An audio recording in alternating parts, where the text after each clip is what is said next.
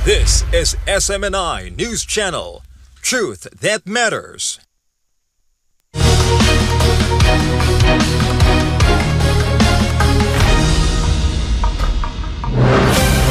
Magandang araw. Naglabas na ng opisyal na pahayag si Pastor Apollo C. Kibuloy kung saan itinanggi niya nagtatago siya sa mga otoridad.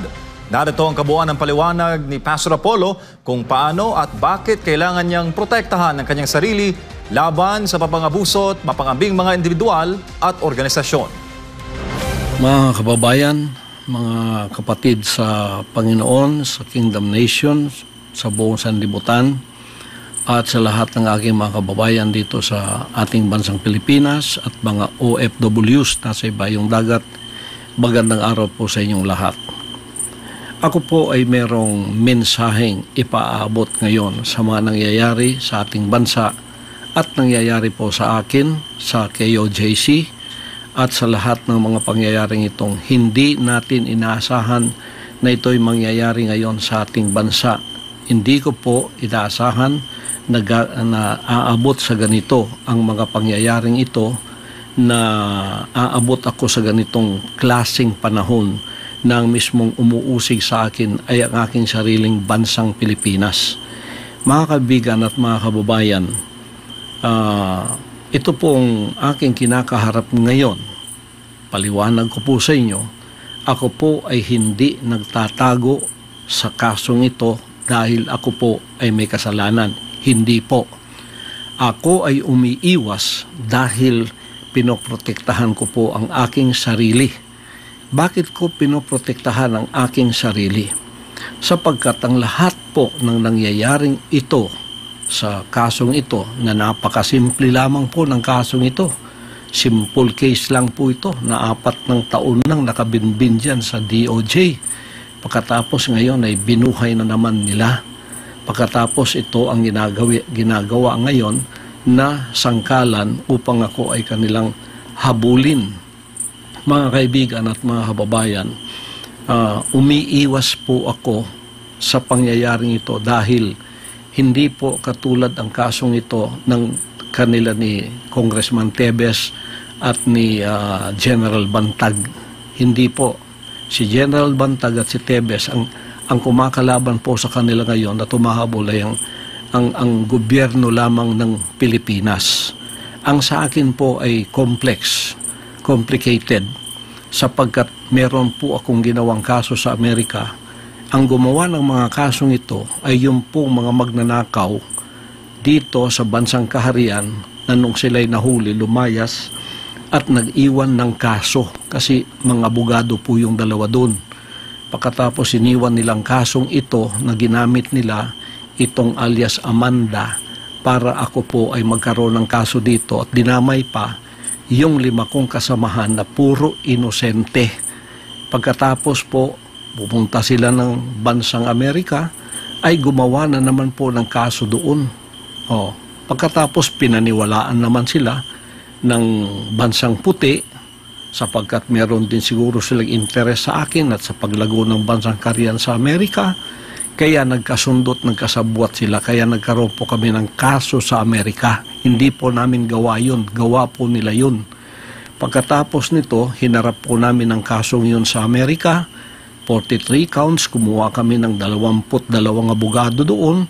At hinarap ang kasong yun na meron na pong sagot ang lahat ng kanilang mga inakusa sa amin. Naghihintay na lang kami ng panahon kung kailan yun ang trial mangyayari. At tagtatatlong taon na nilang pinopostpone. At least ngayon po November 5 matutuloy na. Kaya sila po ay wala ng ingay doon sa Amerika sapagkat ito ay naharap na po ng aking mga abogado. Ngayon, naging complicated po ang aking sitwasyon dito sa bansang Pilipinas mulang nanalo si Bongbong Marcos at naging presidente siya. Nang pumunta siya ng bansang Amerika, nagbago na po ang ihip ng hangin. Kasi nung bumalik siya rito, kaibigan na niya ang bansang puting Amerika, kaibigan na po niya ang bansang ito at inopen na niya ang Pilipinas. Kaya nagkaroon tayo ng mga Amerikanong marami dito. Nandiyan na yung EDCA at Hindi lamang po yun na naging open, pati po ako, ang kaso ko, ay naging complicated dahil isinama na po sa sitwasyon na ang mga puting yan ay naririto at ako po ay hiningi na nila sa kamay ng rehimeng Marcos. Kaya noong December 21 o 22, nagkasundo na po yung dalawang yan. Ang rehimeng Marcos, si Marcos mismo, at ang FBI at CIA, nagkasundo na po na ako'y ibigay sa kanilang kamay. Ibigay ni Marcos ako sa kamay ng mga puti. At mula noon, under surveillance na po ako dito sa aking sariling bansa. Diyan sa aking mga compound, meron ng mga drones, araw at gabi. Gawa po ng mga puti yun. Pagkatapos po, naghanda kami kasi ayaw po nila ang tinatawag na extradition. Kasi may extradition treaty tayo. Yun ang legal na paraan para ako ay humarap sa kaso doon sa Amerika using my constitutional rights. Ayaw nilang dumaan doon sa prosesong yon na legal sapagkat magiging matagal daw. Ngayon, mga kaibigan at mga kababayan, bakit po ako ay under surveillance ng mga puti? Kasi ang gusto po nila ay rendition, yung extraordinary rendition, maaring kidnapping at maari pong assassination. At mayroon pa po akong patong na $2 milyong sa ulo ko. Ibig sabihin, 110 million pesos ang reward o ang award noong pwedeng humuli sa akin o kaya pwedeng gamitin para ako ay mapasakamay nila ng mga puting ito. Kaya naging complicated po ang kasong yan sapagkat nung nalaman naming extraordinary rendition ang kanilang gagawin na lulusubin kami na illegal sa aming mga compound, nakita po ninyo naghanda na kami.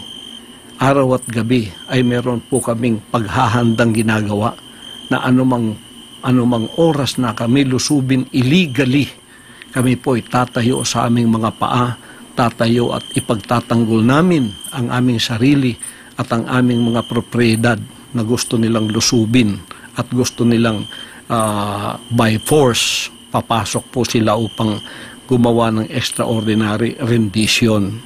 Yan po ay pinatotohanan noong February nung dumating yung 4 kong abogado dito at sinabing ganun nga ang kasunduan nitong rehimeng Marcos at ng mga puting ito na FBI o kaya CIA. Kaya po kami naghanda sa compound namin sa Tamayong, compound sa Davao, compound kahit saan. May mga drones po. Drones yon ng mga puti na nagsusurveillance sa amin. Nung nakita nilang kami handang-handa para harapin sila sa mga illegal na gagawin nila araw man o gabi, ang ginawa po mga kaibigan, pumasok itong playbook nila na noong pang November ay sinabi na ni Maharlika at ng ating VP na tatrabahuin nila ako. Tatrabahuin nila ang kingdom at tatrabahuin nila ang SMNI. Kukuhanin ng prangkisa. At yung mga workers ko, active man o hindi, bibilhin po nila at gagawa sila ng mga kaso laban sa akin na puro kasinungalingan. Diyan na po pumasok ang Kongreso at ang Senado. Kongreso po, walang dahilan. Pinatatawag, pagkatapos ang kanilang playbook, ginawa na kukunin o kaya iligwak ang prangkisa ng SMNI. Lahat po ng pangyayari doon, puro moro-moron lang po yun. Pagkatapos ako, pilit nila akong pinaaten kahit nakita nila sa mga dokumento na hindi po ako kasali na sa mga opisyal ng SMNI. Pero pinipilit pa rin nilang ako ay pumunta doon. Bakit? Yun po ay patibong. Sapagkat pag anytime pumunta ka doon, siguradong ang endgame ay pupunta ka sa kamay ng mga puti. Extraordinary rendition pa rin. Sa sarili ko ang lugar, gusto nila akong pasukin. Lalo na kung pupunta na ako doon. Iko-contempt ka, pagkatapos dadalhin ka doon sa kanilang presuhan, pagkatapos naghihintay na roon ng mga puti para ibigay ka sa kanilang kamay. Ganon din po diyan sa Senado. Bakit gumawa ng senaryo yan si Risa Hontiveros? Nagbayad sila ng mga bayarang mga former worker ng mga sinungaling na mga witnesses. Nakita na po yan at nadamay sa kasinungalingan si BP Sara at ang ating Pangulong Duterte na puro kasinungalingan ang pinagsasabi nila. At pinipilit ako ni Risa Hontiveros na umaten sa moro-moro at bogus na mga hearing na yon.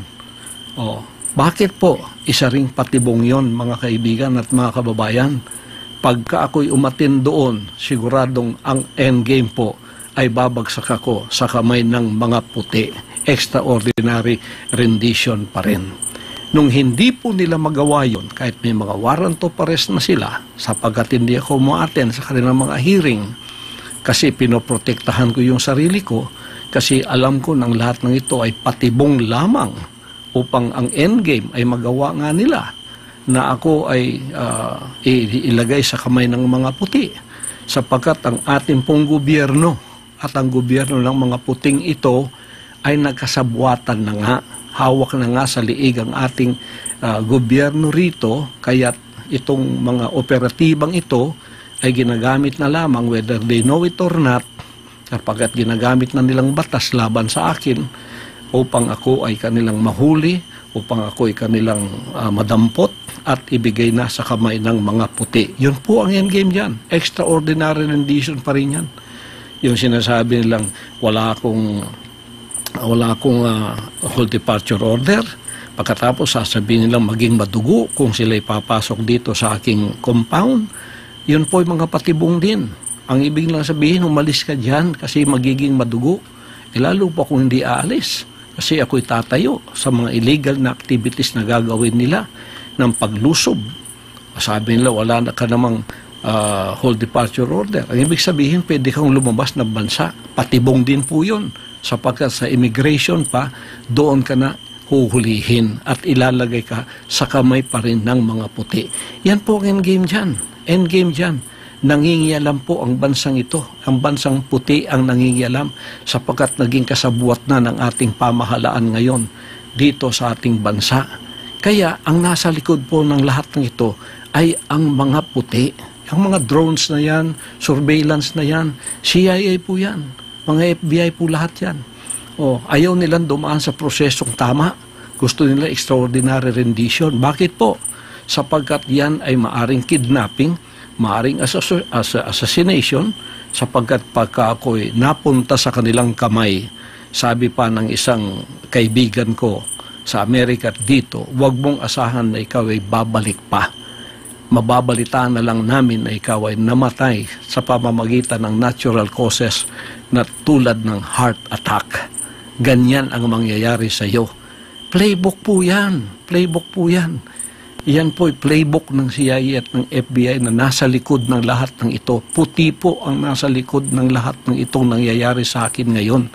Kaya naging complicated kasi naging kaibigan nila at naging kasabwat ang rehimeng Marcos, ang administrasyong Marcos, at sila mismo, si Marcos mismo, ang pinagkanulo ako at ibinigay sa kamay ng mga puti na gagawin na nila ang gusto nilang gawin sa akin sapagkat ayaw nila yung kaso doon sa Amerika na mapapahiya siguro sila. Ganito po ang mga senaryo ngayon na nangyayari ngayon sa ating bansa. Nung hindi po nangyayari ang lahat ng ito, hindi ako kumagat sa kanilang mga patibong. Anong ginawa nila? Binuhay nila ang kasong sobra 3 taon nang nandyan sa DOJ na mismo si Secretary Remulla noong nanalo na si Bongbong Marcos at hindi pa pupunta ng Amerika, sinabi niya, very dismissible itong kaso na ito. Dismiss na ba natin, Pastor? Sabi niya, wag muna kasi para merong katuwiran ka na para sa extradition na meron kapang kaso dito. Dismissible po yan. Kaya binangon yan. Ngayon, ginawa pang complicated Hinati po. Isang kaso lang po yan, hinati. Ang kalahati dito sa Davao, ang kalahati dyan sa Pasig. Ito ay panggigipit at pagpapahirap.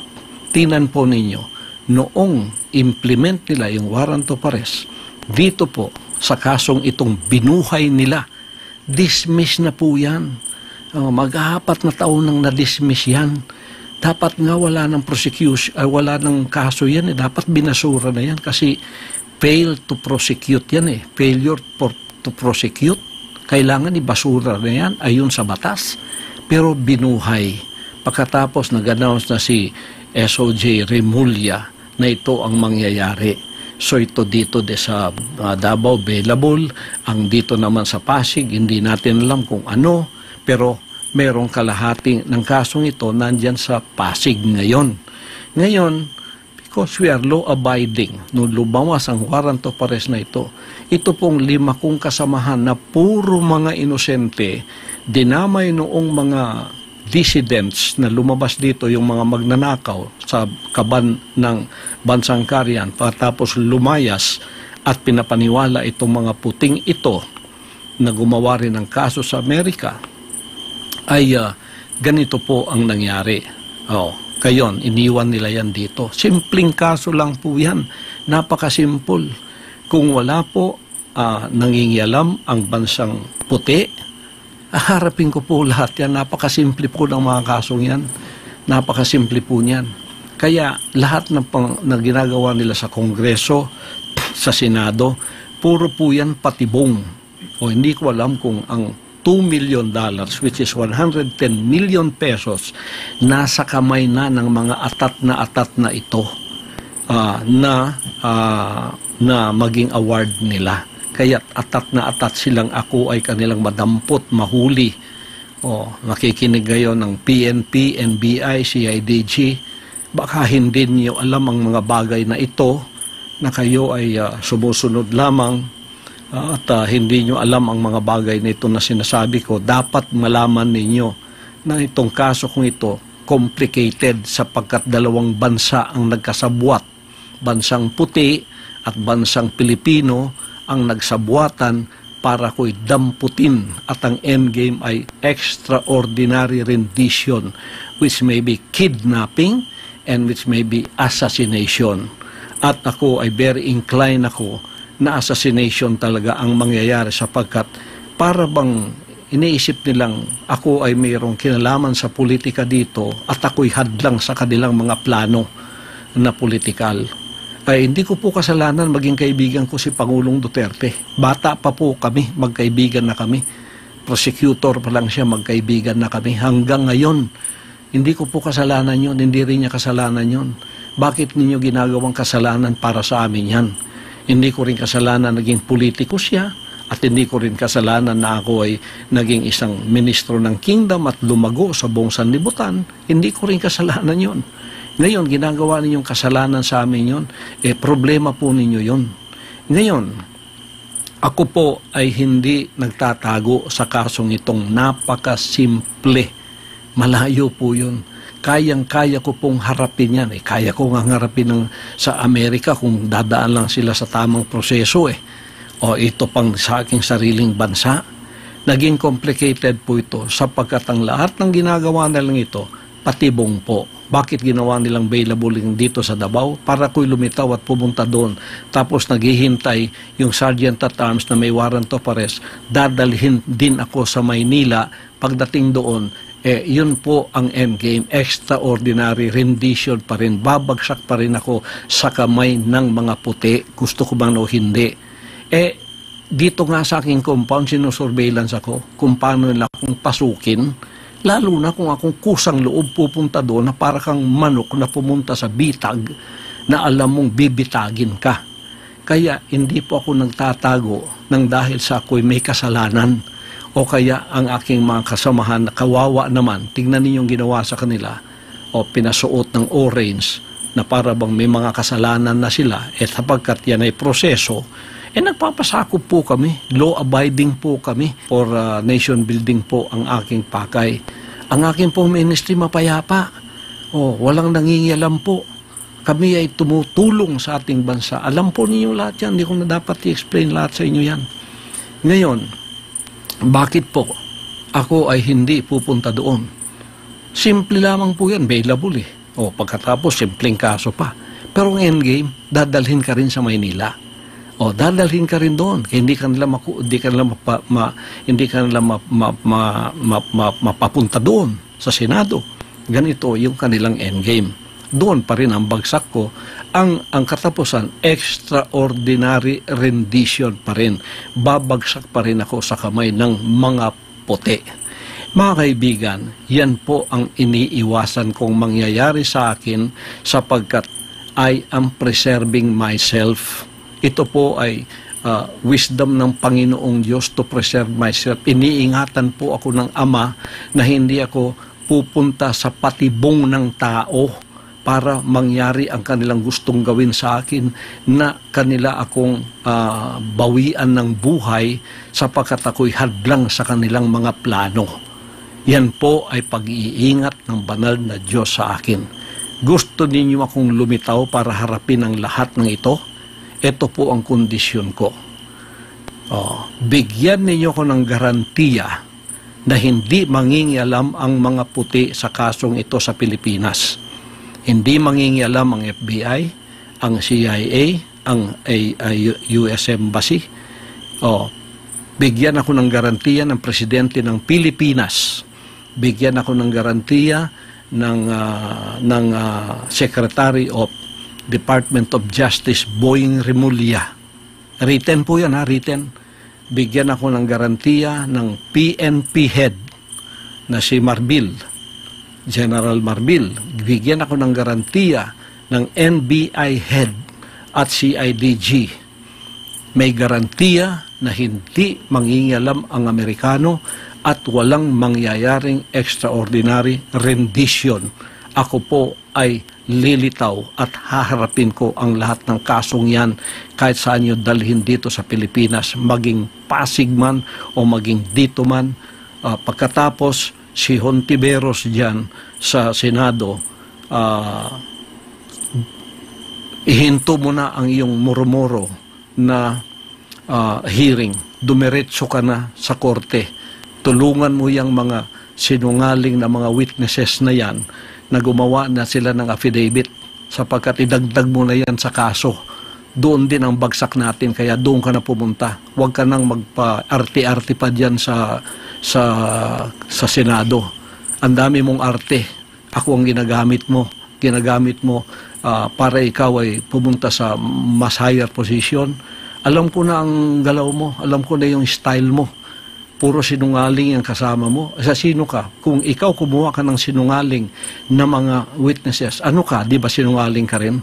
Kaya huwag ka na mag-inarte dyan. Pumunta ka na doon sa korte sapagkat hindi ka naman korte. Ngayon, kung gusto mo ako talagang pilitin pumunta riyan, gumawa rin kayo ng nararapat. Yung 17 conditions ko, harapin ninyo yon para pantay tayo dyan sa Senado mo. Malabo nang mangyari yun kasi moro-moro na lahat ang ginagawa ninyo. Extraordinary rendition pa rin ang bagsak natin. Bagsak pa rin yan, nasa kamay ako ng mga puti. Yun pa rin ang endgame. Hindi ko alam kung ang $2 million ay nasa kamay na ng mga taong itong atat na ako'y kanilang madampot, makuha at sila ang makikinabang sa perang ito. Hindi ko alam. Pero yun ang endgame na alam kong mangyayari. Kaya umiiwas ako sa injustice na yan. Kung hindi po ninyo magbibigay sa akin in a written form ang mga kondisyones na ito mula sa Office of the President, mula sa Office of the SOJ, mula sa Office of the PNP and the NBI and the CIDG, hindi po nyo makikita ang pagmumukha ko. Kung ako imamanhunt ninyo tulad ng sinasabi ninyo na para bang ako'y talagang kriminal. Hindi naman ako drug lord. Hindi ako sumisinghot ng drugs. Hindi ako drug lord. Wala ako dyan. Itong kaso lahat na sinabi sa akin na puro accusation. Akusasyon po lahat yan. Gawa-gawa lahat yan. Tapos ginawa na ninyong totoo. You tried me by publicity. trial by publicity ang style ninyo kasi wala kayong laban sa korte. Hindi kayo patas makilaban. Ito namang bayarang media, pagkakasinwalingan, pagkakasiraan, nandoon kayong lahat. Pero yung rally namin, kahit isa, wala kayong kinover. Pagka mabuti, wala kayong kinocover. Lahat ng binabalita niyo sa akin, puro masama. Kasi masasama din kayo, bayaran kayo ang tawag ko. Sorry media, kasi may media rin kami ang SMNI. Hindi niyo mabili yan ngayon, ginugurgur ninyo dahil hindi niyo mabili. Ngayon, maliban kung bigyan ninyo ako ng garantiya na hindi mangingialam ang mga puti, FBI, CIA o sino pa man sa kanila, haharapin ko ang kasong yan. Simple po ang mga kasong yan. Lalo na puro mga sinungaling ang kaharap namin. Dokumento po ang nasa aming mga kamay. Bakit hindi ko haharapin? Umiiwas po ako dahil ang playbook ninyo, alam ko, ang katapusan is extraordinary rendition. Mapasakamay ako ng mga puti, magiging klaro recto number 2 ako, mamamatay ako sa kanilang kamay, i-announce sa buong sanlibutan, heart attack ang ikinamatay ko. Pero patay na ako. Yan ang endgame ng playbook na ito. At hindi ninyo yan pwedeng ipagkaila. Maliban kung ibigay ninyo sa akin ang garantiyang aking hinahanap, hindi po ninyo ako makikita.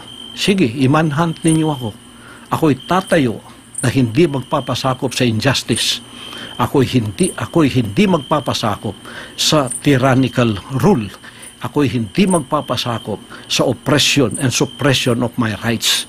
Pagka ako'y binaril ninyo, papatay ninyo, mabuti pang ako ay mamatay sa kamay ng mga Pilipino, dito sa aking bansa, tutulo ang aking dugo, kaysa ako ay mamatay sa kamay ng mga puti na nasa ibayong dagat, nasa kanilang bansa o sa ibang bansa ako dadalhin. Hindi po ako papayag sa ganun. Kung imamanhunt ninyo ako, kayo mga CIDG, kayo mga NBI, kayo mga kapulisan, yan ang senaryong haharapin ninyo. Magiging martir akong tulad ni Rizal. Magiging martir akong tulad ni Bonifacio. Pero tatayo ako sa aking kinatatayuan. Kung kayo, mga oppressor ko ngayon, ay hindi na mga banyaga, ginagamit kayo ng mga banyaga, nagkasabwatan kayo para sa aking harapan, banyaga pa rin kayo. Tatayo ako laban sa inyong oppression, sa inyong suppression of my constitutional rights, at tatayo ako laban sa injustice ng gobyernong ito. Mabuti pa, uulitin ko, mamatay ako, tutulo ang dugo ko sa sarili kong bansa na nakatayo ako sa sarili kong paa na hindi ko ipinagbili ang honor ko at ang honor ng aking pagtayo bilang isang tunay na pastor, bilang isang tunay na mamamayan na hindi nagpapasakop sa panlilinlang, panggigipit, pangingikil at sa pagsisinungaling. Ako po ay lalaban sa mga kasinungalingan na ganyan. Ako po, pag nahuli ninyo, hindi ako magpapahuli ng buhay. Barilin na lang ninyo ako. Kung ako'y huhulihin ninyo, hindi ninyo ko mahuhuli ng buhay maliban kung ibigay ninyo ang garantiyang hinihiling ko sa inyo. Sasabihin kong muli, simple mga kasong ito. Kahit sa Amerika, simpleng mga kaso kasi puro kasinungalingan. Haharapin namin lahat. Basta dito sa Pilipinas, wag lang mangingialam ang bansang puti. Yung mga puting yan, wag lang mangingialam sapagkat nagkasabuatan na ang rehimeng Marcos at ang mga puting yan na naririto na hawak na ang liig ng ating bansa. Yan po ang endgame nila. At ito rin ang endgame ko. Kung ang endgame nila, bawian ako ng buhay sa kanilang kamay, hindi ako papayag. Kung ang endgame nila ganon, hindi ako papayag. Ang endgame ko, mamamatay ako sa kamay ng mga Pilipino, okay sa akin yon. Basta nakatayo ako sa aking sariling prinsipyo, values, hindi ko pinagbili. Bansang kaharian. Tandaan po ninyo, ako'y mamamatay with honor. Tatayo ako para sa mga ginipit, kinunan ng katarungan, kinunan ng hustisya sa bansang ito. Dito tutulo ang aking dugo. Dito ako mamamatay. Bahala na, basta Pilipino ang papatay sa akin, okay sa akin yun. Yun lang man po. Pagpalain tayong lahat ng ating dakilang Ama at naway manumbalik ang kapayapaan, ang katarungan, hustisya sa bansang ito. Salamat po. Manatili nakaantabay sa pinakahuling kaganapan dito lamang sa SMNI News. Magandang araw.